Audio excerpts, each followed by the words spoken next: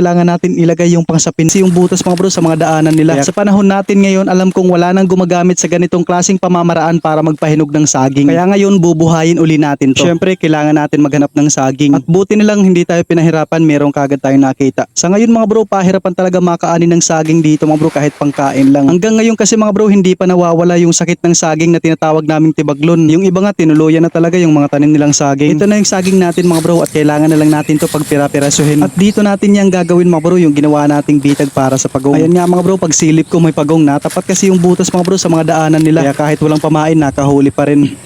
At ito yung gagamitin natin pang silab mga bro, kailangan kasi natin painitan yung butas. Maganda kasi ito mga bro, medyo nagkakaroon siya ng baga. At kumuha na rin ako ng dahon ng saging mga bro, ito kasi yung gagamitin natin pang sapin at pang tabon. Ito na lahat yung gagamitin natin mga bro, dinagdagan ko lang yan mga bro ng dahon ng saging na tuyo. At ito na yung pinaka-importante mga bro, kailangan mo kasi dito matansya yung saktong init ng butas. Yung nangyayari kasi mga bro, kapag nasobrahan yung init, nangingitim yung saging. Kapag kulang naman sa init, hindi mo makukuha ng 2 araw yan. Pag makuha mo kasi mga bro yung insakto dito, 2 araw lang, hinog lahat yung saging mo. At hinog talaga mga bro ha, hindi yung tipong dilaw na tapos matigas pa yung laman. At ito na mga bro yung sinasabi kong may konting baga at kailangan natin patayin yan mga bro. At dito mga bro, kailangan natin ilagay yung pangsapin natin habang mausok pa. Siguro mga 5 piraso mga bro, pwede na yun. Pagkatapos isunod na natin yung saging. Konti lang yung ilalagay ko mga bro, baka kasi masayang. Nagkakasabay-sabay kasi ito mga bro, mahinog. Bali yung purpose ko lang naman dito mga bro para ipakita kung paano ba kami magpahinog ng saging nung araw. Ibang iba na kasi ngayon mga bro. At pagkatapos kong inilagay yung saging mga bro, tinabunan ko uli yan ng dahon ng saging na tuyo. Tapos para panatiliin yung init ng butas mga bro, kailangan lang muna natin tabunan ng dahon ng saging tapos lupa. Mayo 13 ngayong araw mga bro. Bubuksan natin to mga bro Mayo 15 ng umaga. Pasensya na mga bro, update ko na lang kayo yung araw na yun. Salamat sa panonood.